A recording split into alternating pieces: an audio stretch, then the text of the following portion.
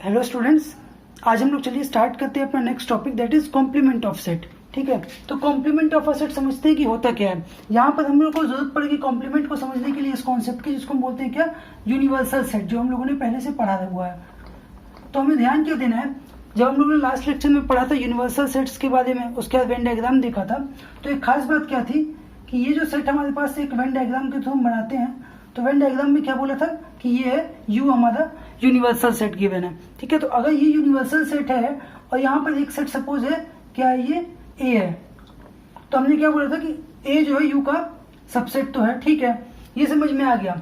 But अच्छा, ये चीज सोचना है हमें, हम लोगों ने क्या किया था, ए को स्टडी कर लिया है कि जो ए ऑलरेडी हम लोग स्टडी कर चुके हैं कि ए सेट जो है उसके कुछ ना कुछ एलिमेंट्स होंगे।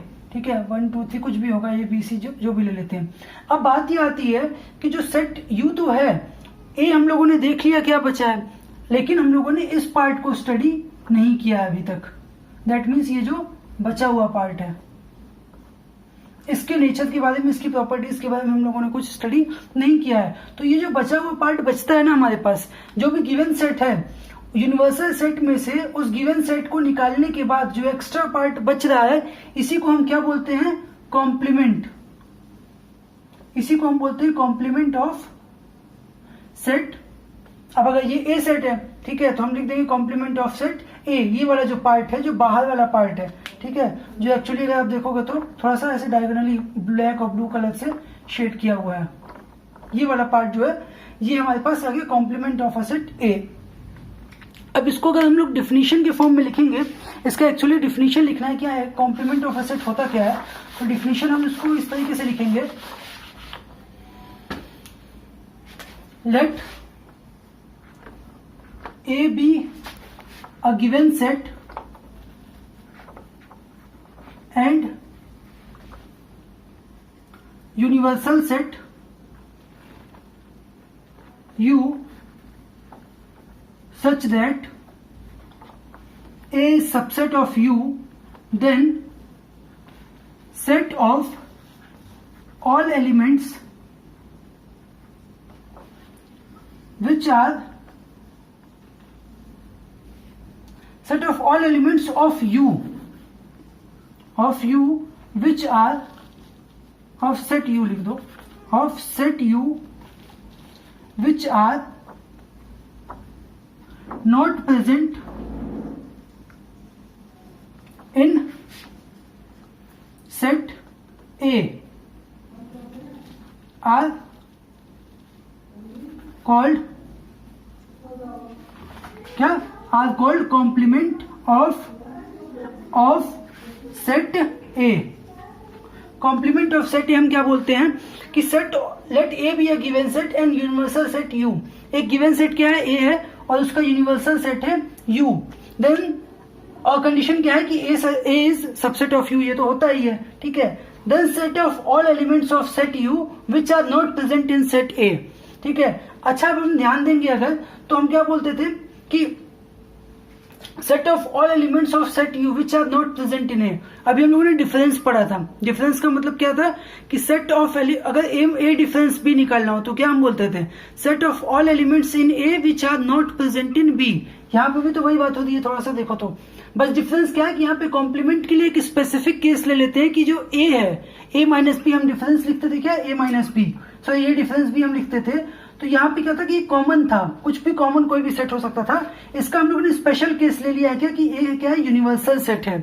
उस केस में हम क्या बोलते हैं यहाँ पे, एक्चुअली इसको हम बोल देते हैं फिर कि कॉम्प्लीमेंट यहाँ पे प्रॉपर्टी यूज हो रही है। ठीक है, तो अब हम समझते हैं कि इसको एक्चुअली हम रिप्रेजेंट कैसे करेंगे। तो रिप्रेजेंटेशन जो होता है कॉम्प्लीमेंट ऑफ सेट का, तो अगर हम बोलते हैं कॉम्प्लीमेंट ऑफ सेट ए, ठीक है, कॉम्प्लीमेंट ऑफ सेट ए, अगर इसको रिप्रेजेंट करना है तो हम लोग कैसे रिप्रेजेंट करते हैं, ए डैश के साथ। ठीक है, ए डैश लिखा हो तो हम उसको बोल देते हैं कॉम्प्लीमेंट ऑफ सेट ए। अब इसका मतलब क्या हुआ, ए डैश का मतलब क्या हो गया, एक्चुअली आप देखोगे तो क्या है, ये यू माइनस ए ही तो है। ठीक है, ए डैश का मतलब हो गया कि यू माइनस ए। अगर हम इसको डिफिनेशन में अगर लिखना हो तो ए डैश को अगर मतलब कि अगर हमें रिप्रेजेंट करना हो तो कैसे लिखेंगे, X such that x belongs to U and x does not belong to A। तो हम क्या बोलेंगे कि ए डैश का मतलब कि एक्स यू में बिलोंग करता है लेकिन ए में बिलोंग नहीं करता है, तो हम उसको इस तरह से लिख देंगे। ठीक है, अब उसके बाद कुछ प्रॉपर्टीज होती हैं हम लोग के पास कॉम्प्लीमेंट की, उसको हम लोगों को स्टडी करना है। पहली चीज क्या हम लोग बोल देते हैं यहाँ पे, अब एक एग्जांपल के साथ चलो देख लेते हैं। एक एग्जांपल क्या गिवन है, मान लेते हैं कॉम्प्लीमेंट को समझने के लिए कि let U be universal set, और क्या लिखा है, सेट ऑफ, और यू की वैल्यू क्या दी है, x such that x is, x belongs to N, मतलब x belongs to natural number, and x is less than equal to 10। ठीक है, और ए सेट क्या दिया हुआ है, x such that x is a prime number and x less than 5, ये हमारे पास गिवन है। अब क्या बोला, फाइंड ए कॉम्प्लीमेंट। ठीक है, ए का कॉम्प्लीमेंट निकालना है इस कंडीशन के साथ, तो हम कैसे कर सकते हैं, सबसे पहले चलो क्या लिखते हैं, हम यू सेट को लिखते हैं, क्या होगा, तो यू सेट हमारे पास आएगा, एक्स नेचुरल नंबर है और लेस देन 10 है, तो 1 2 3 4 5 6 7 8 9 10, ये हो गया हमारे पास सेट ए। देन उसके बाद क्या है, ए सॉरी सेट यू। अब ए सेट क्या है, set of prime numbers less than 5, तो स्टार्टिंग होगी 2 से 3 से और फिर हो जाएगा 5 हमारे पास, ये आ गया हमारे पास क्या, प्राइम नंबर का सेट हो गया, ए सेट हो गया। तो अब ए डैश लिखना है तो क्या होगा, ये ए डैश होता है यू माइनस ए, तो यू माइनस ए कर दो, यू के वो एलिमेंट्स जो ए में नहीं है, सॉरी हाँ ठीक है, यू के वो एलिमेंट्स जो ए में नहीं है, तो क्या होगा, 1 देखो, ठीक है, 2 है इसमें, 3 है इसमें, 4 नहीं है, 5 है, फिर 6 7 8 9 10, तो ये हमारे पास आ जाएगा ए कॉम्प्लीमेंट। ठीक है, इसको रिप्रेजेंट करना है वेन डायग्राम में, तो बताया ही था आपको, वेन डायग्राम में रिप्रेजेंट कैसे करते हैं, ये यू सेट है और ये ए सेट है, तो यहाँ पे ए के अंदर क्या क्या एलिमेंट्स आ जाएंगे, 2 3 5, आप ऐसे लिख लो थोड़ा सा, 2 3 5, ठीक है, और बाकी बचे हुए जो हैं 1 4 6 7 8 9 10, इसको इस तरह से भी हम रिप्रेजेंट कर सकते हैं। ठीक है, यू सेट के अंदर क्या है, सारे 1 से 10 तक सब है, जिसमें से ए सेट है 2 3 5 ए के अंदर है, बाकी सारे बाहर हैं हमारे पास। ठीक, तो यहां से हम लोग देख लेते हैं कॉम्प्लीमेंट ऑफ सेट का एग्जांपल था ये।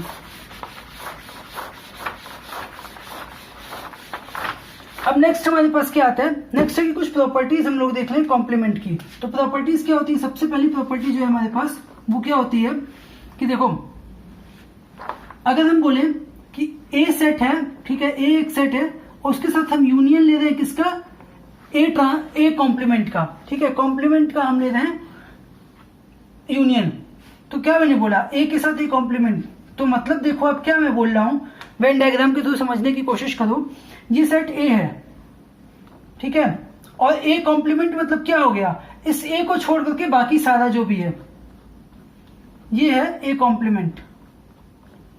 ठीक है, ये जो शेडेड वाला पोर्शन है।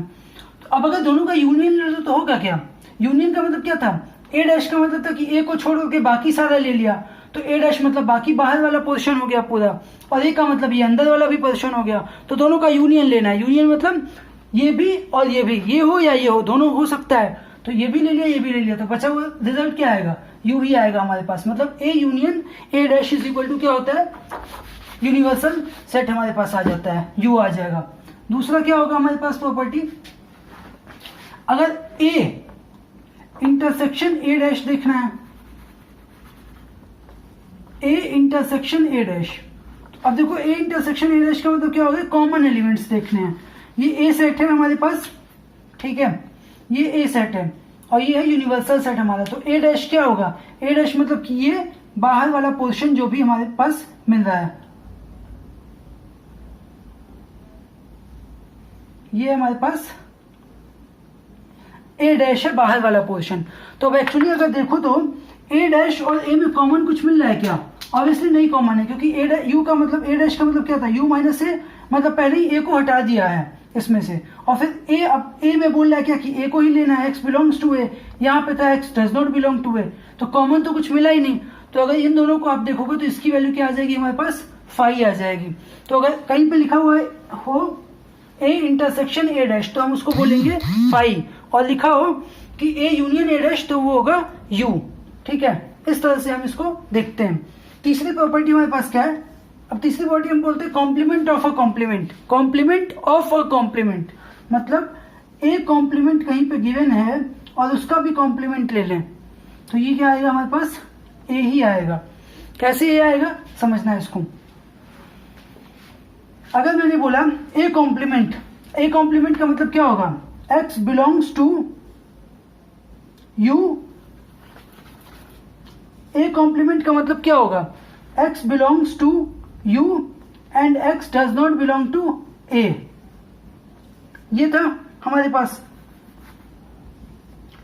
अब इसका भी कॉम्प्लीमेंट ले लो, तो मतलब इसका भी कॉम्प्लीमेंट लेने का मतलब क्या हो गया कि x does not belong to A है, तो वहां पे फिर क्या आ जाएगा, x बिलोंग्स टू ए हो जाएगा, उसका भी उल्टा ले लेंगे कॉम्प्लीमेंट मतलब, तो फिर यहाँ हमारे पास रिजल्ट क्या आ जाएगा, ए ही आएगा। वेन डायग्राम के थ्रू समझने की कोशिश करो। ए कॉम्प्लीमेंट क्या था, ये वाला पूरा पोर्शन था। अब अगर हम इसको मान लेते हैं कि ये एक सेट बी है, जो कॉम्प्लीमेंट वाला पोर्शन है, मतलब ये ए डैश जो है, इसको कुछ टाइम के लिए सपोज कर लो कि ये बी है, तो अगर ये सेट बी है तो अब ए कॉम्प्लीमेंट का मतलब क्या हो गया, एक्चुअली आप देखो तो बी कॉम्प्लीमेंट हो गया, क्योंकि इसको हम लोगों ने क्या मान लिया है, ए कॉम्प्लीमेंट को बी मान लिया, तो ए कॉम्प्लीमेंट का भी कॉम्प्लीमेंट, दैट मीन्स बी का कॉम्प्लीमेंट। अब बी सेट क्या है, बी सेट क्या है, ये बाहर वाला पोर्शन है, इतना बचाओ ये वाला पोर्शन है। अब बाहर वाले पोर्शन का कॉम्प्लीमेंट ले रहे हैं, मतलब क्या करेंगे, हम खाली अंदर वाला ले लेंगे, ये मतलब सर्कल के अंदर वाला जितना पोर्शन है इसको हम लोग ले लेंगे।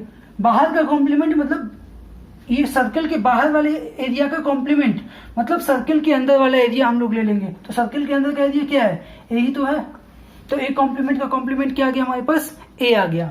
तो इस तरीके से हम लोग ये तीन प्रॉपर्टीज थी जो हम लोगों ने स्टडी किया। अब उसके बाद क्या देखते हैं, इसके बाद एक प्रॉपर्टी हमारे पास आती है, अगर हमसे बोला जाए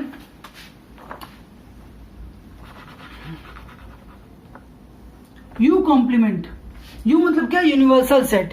अब यूनिवर्सल सेट का कॉम्प्लीमेंट का मतलब क्या हो गया, अब आपको मैंने बताया था कि कॉम्प्लीमेंट का मतलब क्या होगा, यू माइनस दैट सेट। अगर ए का कॉम्प्लीमेंट है तो यू माइनस ए होता है, और अगर क्या बोला मैंने यू का ही कॉम्प्लीमेंट ले लो तो क्या हो जाएगा, you minus you. That means you के वो एलिमेंट जो यू में ना हो, ऐसा पॉसिबल किसी कोई एलिमेंट मिलेगा, यू के वो एलिमेंट जो यू में ही ना हो, नहीं मिलेगा तो मतलब कोई एलिमेंट नहीं होगा, तो इसकी वैल्यू क्या हो जाएगी, फाई हो जाएगी हमारे पास। ठीक है, तो यू कॉम्प्लीमेंट अगर कहीं पे लिखा हो तो उसको हम लिख देते हैं यू। ठीक, और उसके बाद फिर दूसरी प्रॉपर्टी इसी तरीके से आती है फाई कॉम्प्लीमेंट। फाई का कॉम्प्लीमेंट हम क्या बोल देते हैं, यू होगा। फाई मतलब कुछ नहीं है, तो कुछ नहीं का कॉम्प्लीमेंट मतलब कुछ नहीं के अलावा जो बच रहा है वो ले लेना है। तो कुछ नहीं में क्या, कुछ नहीं मतलब कुछ नहीं, मतलब कुछ है ही नहीं, फाई मतलब बिल्कुल एम्प्टी है। अब एम्प्टी का ऐसा लेना है कि एम्प्टी का कॉम्प्लीमेंट मतलब जिसमें सब कुछ हो, तो फुल वाला ले लेंगे।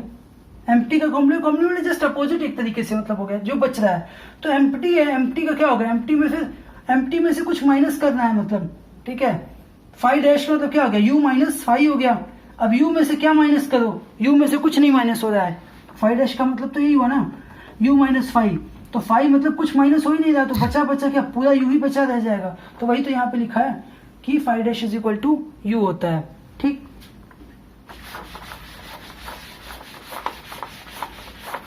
अभी हम लोगों ने देख लिया था कॉम्प्लीमेंट के ऊपर प्रॉपर्टीज।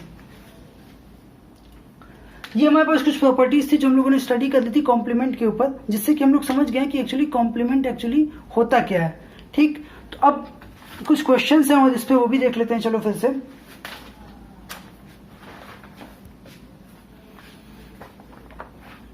एक क्वेश्चन है, नेचुरल नंबर का सेट क्या दिया, यू क्या दिया हुआ है, set of natural numbers given है पहले से कि यू क्या है, सेट ऑफ नेचुरल नंबर इस प्रॉब्लम के लिए। और यहां पे हम लोग को क्या बताना है, ए कॉम्प्लीमेंट ऑफ सेट्स बताने हैं, कॉम्प्लीमेंट निकालना है हम लोगों को। इसमें पहला क्या है, ए सेट क्या दिया हुआ है, x such that x is a prime number. अब देखो प्राइम नंबर का सेट दिया हुआ है ए, तो ए कॉम्प्लीमेंट मतलब क्या होगा यहां पर, अगर ए कॉम्प्लीमेंट आप देखो तो ए कॉम्प्लीमेंट मतलब हो जाएगा X such that x belongs to N. मतलब क्या हम क्या लिखते थे, अगर ए सेट है तो ए का हम क्या लिखते थे, ए कॉम्प्लीमेंट कि X belongs to U, universal set. तो यूनिवर्सल सेट यहां पे क्या है, नेचुरल नंबर का सेट है, तो एक्स बिलोंग्स टू एन लिख दिया। एंड क्या है फिर, X does not belong to लिखते थे, तो हम क्या लिखेंगे, X does not belong to prime number set, या लिख सकते हैं X is not a prime number. तो ये हमारे पास आ गया ए कॉम्प्लीमेंट की वैल्यू। ठीक है, नेक्स्ट हम लोग देखते हैं, चलो सेकेंड क्वेश्चन इसी में क्या है,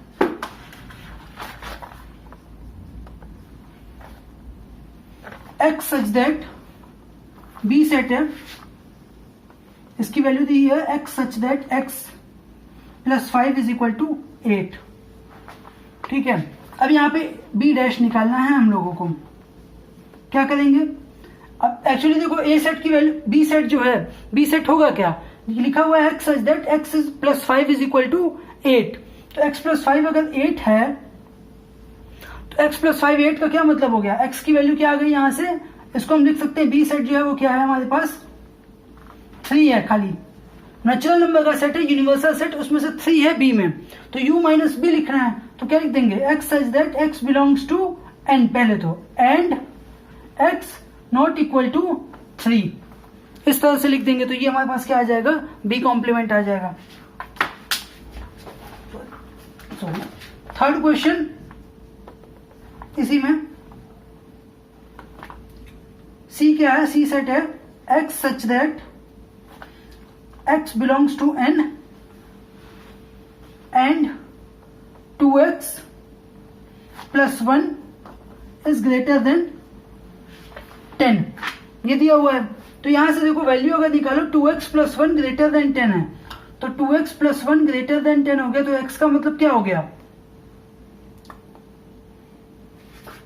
2x plus 1 greater than 10, तो 2x greater than 9 हो जाएगा, और 2x ग्रेटर देन 9 है तो x क्या होगा, ग्रेटर देन 9/2, तो 9/2 का मतलब क्या हो गया 4.5, तो x ग्रेटर देन 4.5 है, और नेचुरल नंबर लेना है तो 4.5 से बड़ा नेचुरल नंबर हम लेंगे जो सबसे इसके जस्ट बड़ा होगा। तो हम क्या लिख सकते हैं कि x जो सेट है उसके मेंबर्स क्या हैं, 5, 6, 7 और सो ऑन, नेचुरल नंबर जहां तक लास्ट जाता है वहां तक है। ठीक, ये चीज समझ में आ गया। अब हम लोग को लिखना है सी कॉम्प्लीमेंट, सी कॉम्प्लीमेंट मतलब क्या है, C minus U minus C, U क्या है हमारे पास, सेट ऑफ नेचुरल नंबर, तो लिख दो x such that x belongs to N, पहले तो पहली बात हो गई। ठीक, उसके बाद हम क्या लिखेंगे, X such that x belongs to N, then X is complement में क्या क्या एलिमेंट्स आएंगे, 5 से लेकर के बाकी आगे तक जो भी नेचुरल नंबर्स हैं वो तो गायब हो गए हमारे पास। ठीक है, क्योंकि जो सी सेट है उसमें ये एलिमेंट्स आ गए, सी सेट एक्चुअली ये सी सेट हमारे पास गिवन है, तो u में से नेचुरल नंबर में से इतने हटा दोगे तो क्या बचेगा हमारे पास, 1, 2, 3, 4, 5, तो हम इसको ऐसे भी लिख सकते हैं x belongs to n and x is less than 5। Natural number का सेट है और नंबर 5 से लेस है, मतलब क्या हो गया 1, 2, 3, 4, 1, 2, 3, 4, वही तो लेना है, 5 से ऊपर वाले सारे सी में है, सारे सी में है 5 से ऊपर वाले, तो वो सारे हट गया, अब क्या बचेगा, x लेस देन 5 आ जाएगा हमारे पास। तो ये हमारे पास था, इस तरह से हम लोग कॉम्प्लीमेंट की प्रॉब्लम को सॉल्व करते हैं। ठीक, चलो फिर आगे हम लोग देखते हैं, इसके आगे बढ़ते हैं।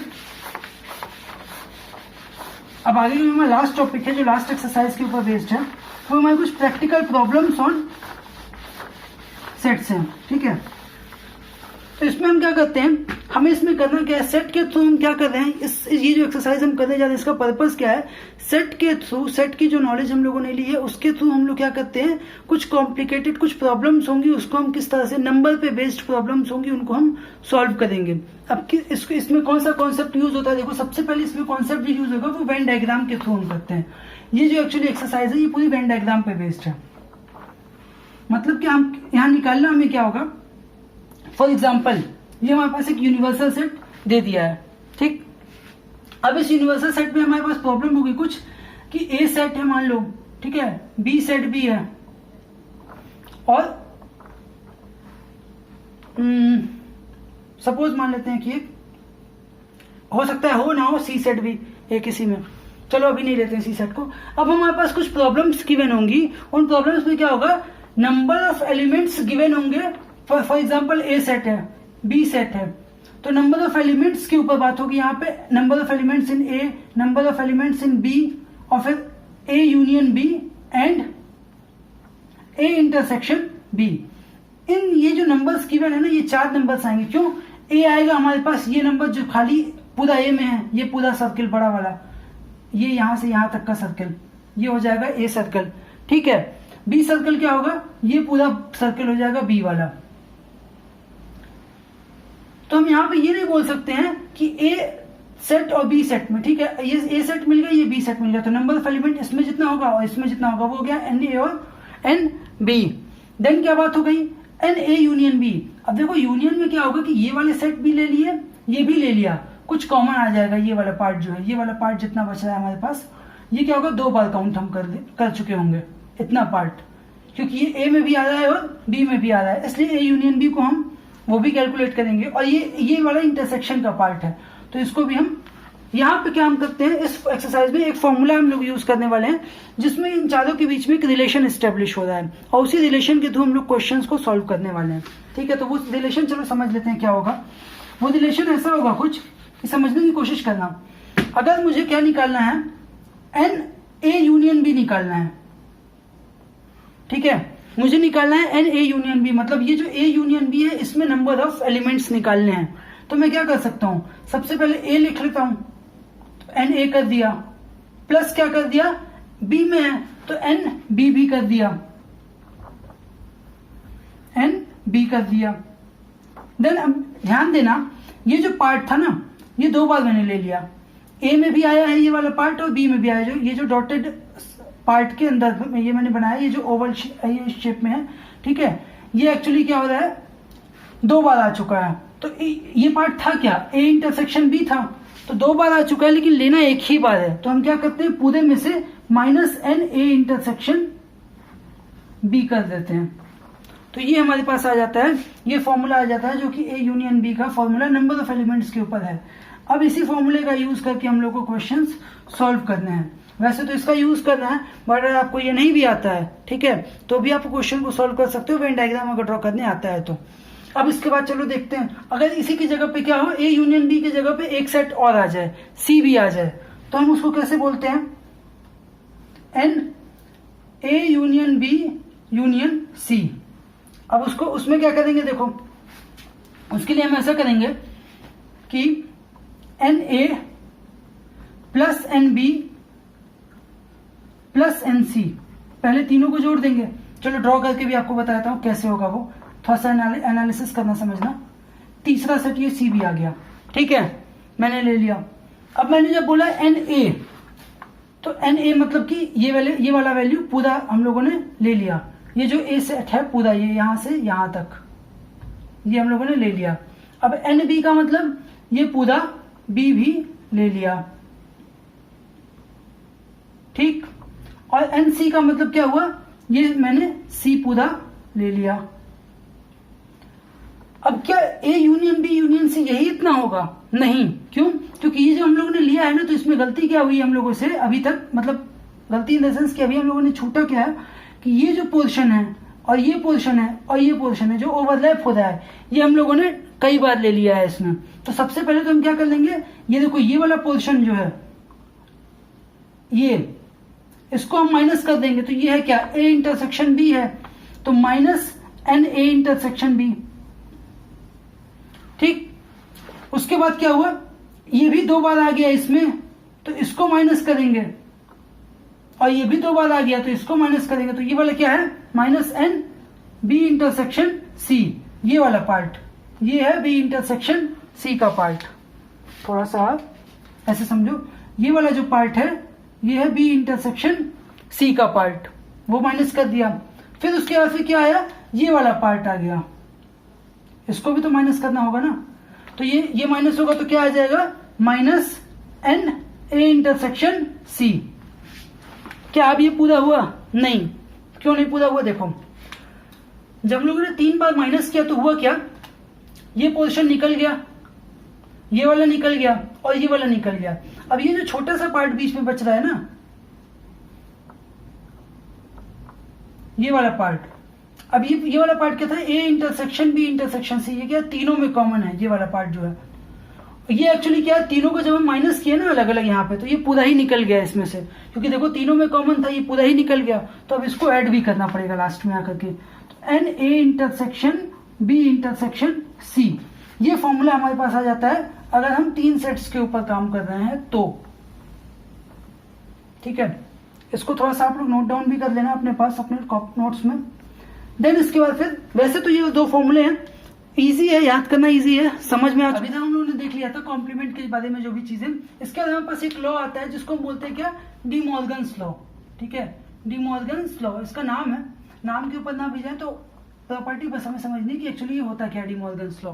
ठीक है, तो डी मॉर्गन्स लॉ के अंदर 2 प्रॉपर्टीज गिवन है हमारे पास। वो 2 प्रॉपर्टीज क्या होती है, पहली property A union B complement अगर दिया हुआ है तो उसको हम क्या बोल देते हैं, ओपन करते हैं, ब्रैकेट ओपन करेंगे और साइन चेंज कर देंगे।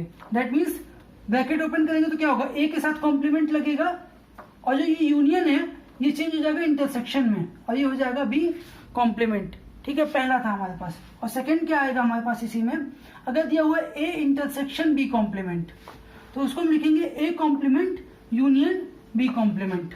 ठीक है, ये हो जाता है, ये इसको हम बोलते हैं डी मॉर्गन्स लॉ। तो इसको याद रखना है आप लोग को, ये प्रॉपर क्वेश्चन में काफी यूज होगा यहाँ पे। ठीक है, तो चलो वेन डायग्राम के थ्रू एक बार समझ भी लेते हैं कि ये है कहां से आ रहा है। तो अगर इसको आप समझो तो 2 सेट है ये हमारे पास, ए एंड बी।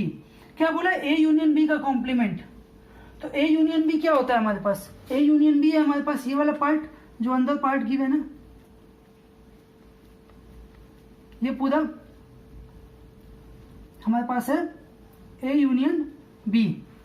अब ए यूनियन बी का कॉम्प्लीमेंट मतलब क्या हुआ, इसके बाहर का जो भी एलिमेंट है वो ले रहे हैं, मतलब ये वाला पोर्शन हम ले रहे हैं, ये जो बाहर था पूरा डॉटेड ऐसे हम लोग को मिल रहा है। अब इसको मैंने क्या बोल दिया कि ये इक्वल है A complement intersection B complement के। कैसे इक्वल है चलो देखते हैं, फिर से एक फिगर ड्रॉ कर लेते हैं। इसमें हम बताते हैं ए कॉम्प्लीमेंट पहले क्या होगा, ए है और बी है। ए कॉम्प्लीमेंट का मतलब क्या हो गया, इस ए को छोड़ करके बाकी जितना बचा है बाहर का वो ले लो, मतलब इसमें बी वाला ये वाला पार्ट भी इतना आ जाएगा, बी का जो ये पार्ट है ये भी आ जाएगा। और फिर बोला बी कॉम्प्लीमेंट, बी कॉम्प्लीमेंट मतलब क्या हुआ, पहले समझते हैं। चलो ये ए कॉम्प्लीमेंट हो गया हमारे पास।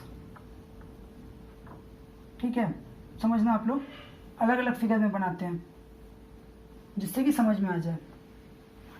तो ये जो पार्ट है ये हमारे पास आ गया ए कॉम्प्लीमेंट का।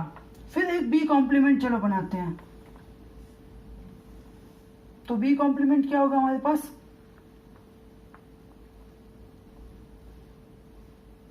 बी कॉम्प्लीमेंट हो जाएगा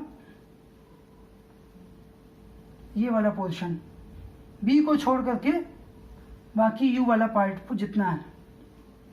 ठीक, अब अगर क्या है, ये हमारे पास गिवन है कि ये पार्ट है, ये बी सेट है, तो बी कॉम्प्लीमेंट इस वाले में डॉटेड हो गया।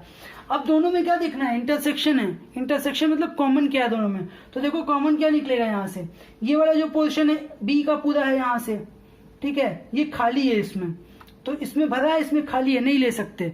वो लेना है जो दोनों में भरा हुआ हो। दोनों में भरा क्या पार्ट है, बस यही दोनों गोले के बाहर जितना बना हुआ है वही दोनों में भरा है, बाकी तो सब, क्योंकि यहाँ पे ये गोला खाली है तो ये भरा, ये खाली है तो ये भरा हुआ है, ये भरा है ये हिस्सा तो ये यहाँ पे ये खाली है, तो ये नहीं ले सकते। लेंगे क्या इंटरसेक्शन में, जहाँ पे दोनों भरा हुआ, दोनों क्या बात, ये दोनों सर्कल से बाहर का पार्ट सारा है, तो वही तो यहाँ पे भी देखा था, बाहर का पार्ट जितना है वही है यहाँ पे भी, तो क्या हुआ, दोनों इक्वल हो गया। तो इस तरह से हम लोग बाकी जो सेकेंड वाला है इसको भी देख सकते हैं, डी मॉर्गन लॉ को। तो ये डी मॉर्गन लॉ था हमारे पास। अब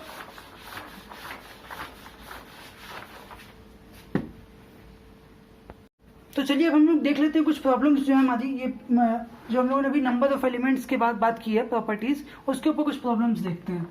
तो फर्स्ट क्वेश्चन क्या है, इन a survey of 400 student, total क्या है 400 स्टूडेंट्स बताया हम लोग को कि हैं, गिवन है क्वेश्चन में।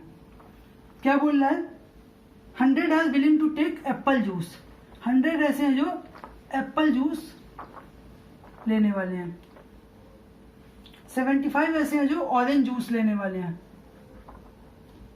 और सॉरी 150 ऐसे हैं जो ऑरेंज जूस लेने वाले हैं, और 75 ऐसे हैं जो बोथ एप्पल एंड ऑरेंज दोनों लेने वाले हैं।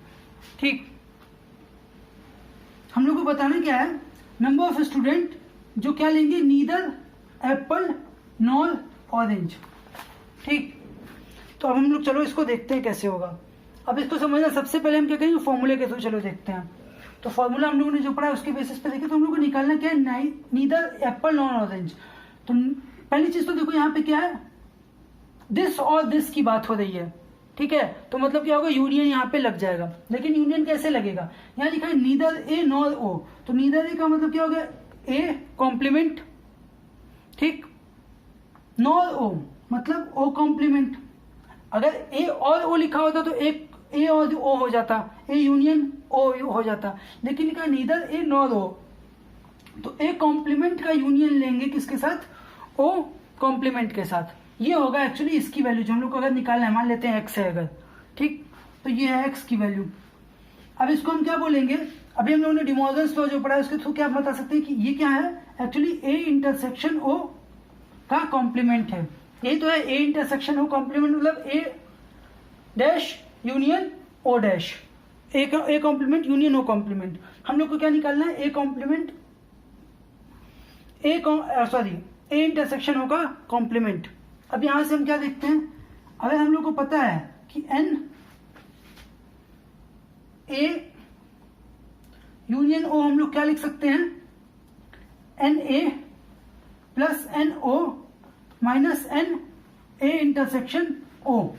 ये हम लोग को पता है, हम लोगों ने फॉर्मूला पढ़ा हुआ है अभी, union A union O is equal to N A plus N O minus N A intersection O.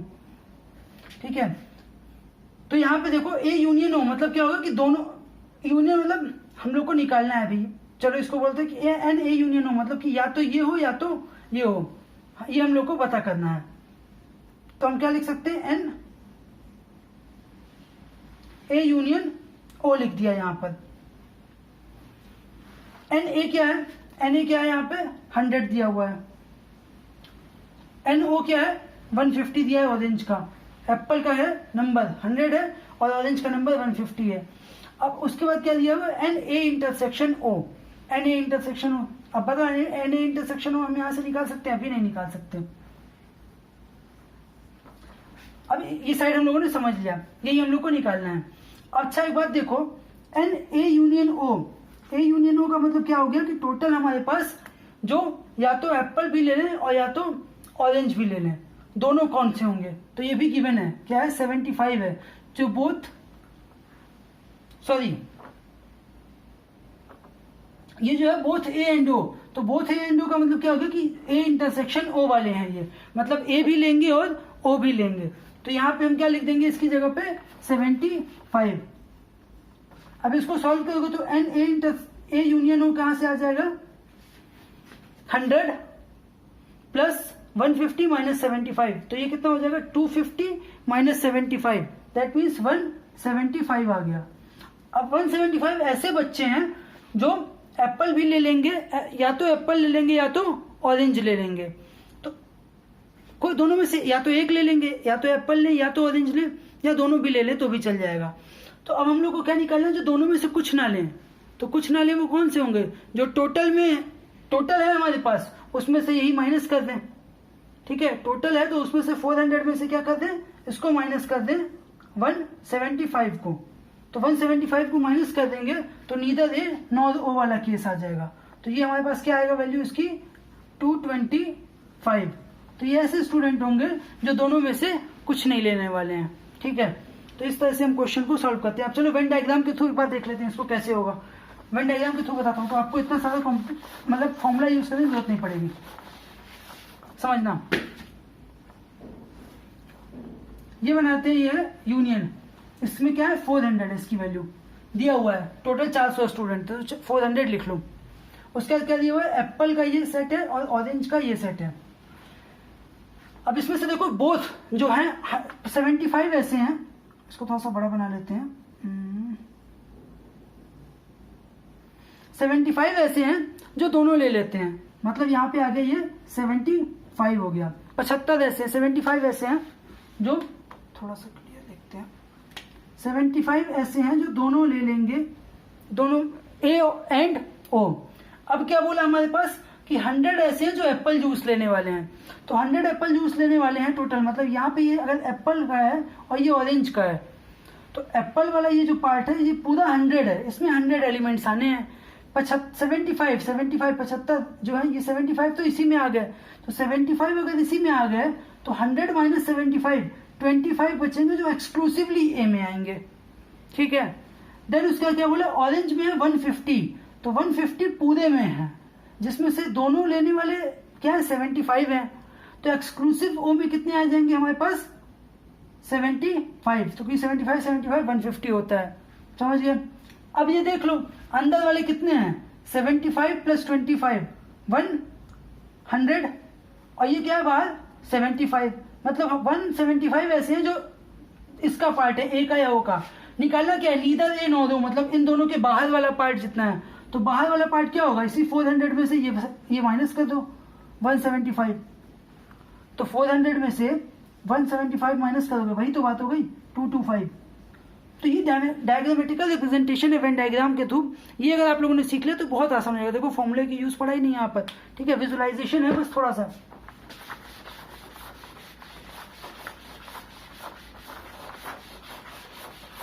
अब एक दो क्वेश्चन चलो और देख लेते हैं, जिससे कि थोड़ा सा ये हमारा कॉन्सेप्ट क्लियर हो जाए इसका। यहाँ पे एक क्वेश्चन है, देखो बहुत अच्छा है, क्या बोला है, 200 इंडिविजुअल्स हैं जो कि जिनको स्किन ऑर्डर है टोटल, ठीक है, स्किन डिसऑर्डर है, सॉरी, टोटल इतने जो जिनको स्किन डिसऑर्डर कुछ ना कुछ हो रखा है। उसमें से क्या है 120 को क्या बोला, chemical C1 expose, chemical C1 इन लोगों को ट्रीटमेंट किया गया है केमिकल C1 के थ्रू, और 50 का क्या किया गया है, केमिकल C2 के थ्रू, एंड 30 ऐसे हैं जो कि बोथ C1 एंड C2 में हुए हैं। तो क्या बताना है, find number of individual exposed to, first part क्या है C1 but not C2, second part क्या है C2 बट नॉट C1, और थर्ड पार्ट क्या है C1 एंड C2 बोथ। ये हम लोग को, सॉरी C1 एंड C2 तो गिवन ही है, C1 और C2 ये हम लोग को बताना है। तो चलो देखते हैं कैसे होगा, ठीक है। तो सबसे पहले क्या कर लो, C1 और C2 तो आराम से निकल जाएगा, क्यों, एन C1 यूनियन C2 तो होगा ही है, C1 और C2 बोला है तो और मतलब क्या यूनियन होता है, तो इसका वैल्यू हम लोग को पता है क्या होगा, N C1 plus N C2 plus N C1 intersection C2 होगा। एन C1 क्या गिवन है 120 केमिकल C1 के थ्रू, C2 क्या गिवन है 50, और C1 इंटरसेक्शन C2 मतलब दोनों का हो, C1 एंड C2 इंटरसेक्शन मतलब एंड होता है, तो ये वाला केस कितना है 30 है, तो माइनस 30 कर दो, ये कितना हो जाएगा 140 आ जाएगा, जो होगा हमारे पास C1 और C2 वाला केस, तो ये हो जाएगा 140 ऐसे जो C1 में भी है या तो C2 में है।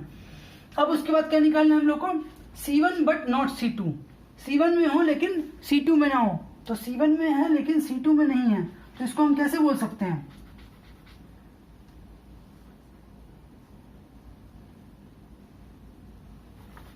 आप देखोगे अगर तो मान लो ये है ऐसे, ठीक है। अब क्या बोला है कि C1 में हो लेकिन C2 में ना हो, तो C1 में कितने हैं, ये पूरे हैं, लेकिन उसमें से C2 में क्या है, ये वाला पार्ट C2 में भी आ गया है, तो C1 बट नॉट C2 में क्या करेंगे हम, C1 तो पूरा लेंगे NC1, उसमें से लेकिन ये वाला पार्ट माइनस कर देंगे। ये पार्ट कौन सा है, C1 इंटरसेक्शन C2 वाला पार्ट है, तो minus N C1 intersection C2 कर देंगे हम, ठीक है। तो ये हमारे पास आ जाएगा आंसर इसका। तो NC1 क्या है हमारे पास 120 और C1 इंटरसेक्शन C2 क्या है 30, तो ये आ जाएगा हमारे पास क्या 90, ठीक। नेक्स्ट केस लेंगे C2 बट नॉट C1, तो C2 बट नॉट C1 में क्या करेंगे, NC2 कर देंगे माइनस NC1 इंटरसेक्शन C2 कर देंगे, ये वाला पार्ट, तो फिर हो जाएगा 50 लोग लेते हैं C2, तो वहां पे 50 हो जाएगा माइनस 30, तो उसकी वैल्यू क्या आ जाएगी 50 माइनस 30 दैट मीन्स 20। तो इसका ये आंसर आ गया, फर्स्ट पार्ट का आंसर आ गया हमारा 90, फिर हो गया 20 और फिर थर्ड पार्ट का आंसर आ गया ये 140। अब चलो वेन डायग्राम के थ्रू भी इसको देख लेते हैं एक बार कि कैसे होगा। ये जो वेन डायग्राम का प्रोसेस आप लोगों को बताऊँ, ये आप लोग को हेल्प करेगा बहुत कॉम्पिटेटिव एग्जाम्स में। अगर आप कोई क्वेश्चंस देखोगे तो उसको सॉल्व करने में वेन डायग्राम बहुत हेल्प करता है, प्रॉब्लम को बहुत इजी बना देता है वेन डायग्राम, ठीक है। फॉर्मूले नहीं भी याद होते हैं कई बार, या कुछ फॉर्मूले के थ्रू कॉम्प्लिकेशंस आती है, वैल्यूज नहीं समझ में आती है, तो यहाँ पे हम इसको यूज कर सकते हैं बहुत आसानी से। तो फॉर्मूले के थ्रू वेन डायग्राम के थ्रू हम लोग अगर देखें तो देखो क्या होगा यहाँ पे,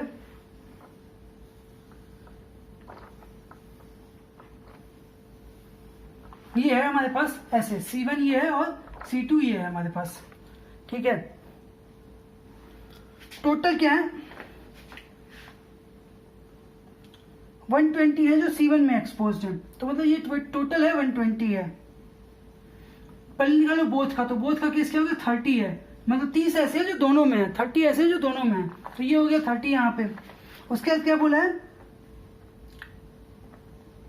120 है जो C1 से एक्सपोज्ड है, तो 120 C1 में आते हैं, लेकिन ये 30 तो कॉमन वाला निकल गया, तो एक्सक्लूसिवली C1 में कितने आएंगे 120 माइनस 120 ना 120 माइनस 30 दैट मीन्स 90 आ जाएंगे। यही तो हम लोगों ने कहा था C1 बट नॉट C2 में। उसके बाद क्या बोला 50 ऐसे जो C2 में है, तो 50 पूरे C2 में है, लेकिन 30 कॉमन पार्ट है, तो एक्सक्लूसिव कितना हो गया 20 हो गया, और टोटल कितने हमारे पास 200 है टोटल, तो टोटल अगर 200 है तो ये वाला पार्ट कितना हो गया 90 प्लस 30 प्लस 20 दैट मीन्स 140 है, जो कि C1 और C2 दोनों में से किसी न किसी में है ही, या तो एक है या तो दोनों है, C1 या C2 दोनों है ही।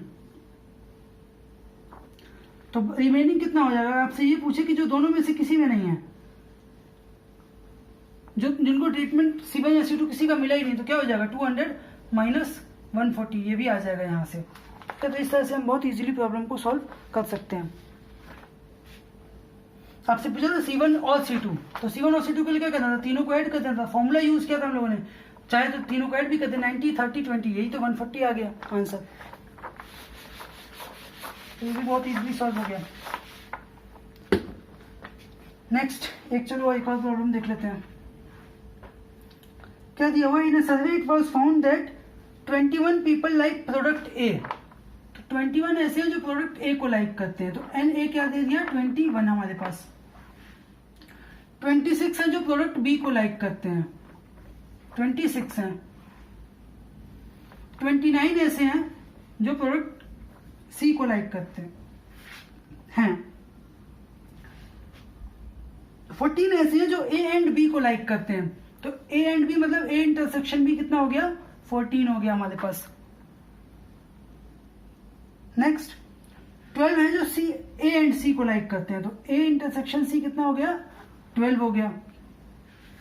14 ऐसे हैं जो बी एंड सी को लाइक करते हैं, तो बी एंड सी कितना हो गया 14 हो गया। और 8 ऐसे हैं जो तीनों को लाइक करते हैं, मतलब ए एंड बी एंड सी, तो क्या हो गया एंड मतलब इंटरसेक्शन तीनों का, तो ये कितने 3 हैं, सॉरी 8 हैं। 8 ऐसे हैं जो ऑल 3। क्या बताना है, how many like C only, तो सी ओनली कितने लोग ऐसे जो खाली सी को लाइक करते हैं, ये हम लोग को बताना है। तो चलो देखते हैं इस प्रॉब्लम को कैसे होगी ये।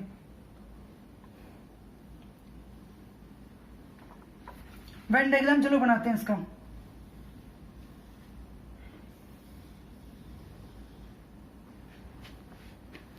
अब ध्यान देना, अगर 3 एलिमेंट्स है तो उसका वेन डायग्राम ड्रॉ करते समय नंबरिंग कैसे करते हैं, नंबर कैसे लिखते हैं, उसकी थोड़ी सी एक आपको तरीका बताता हूँ।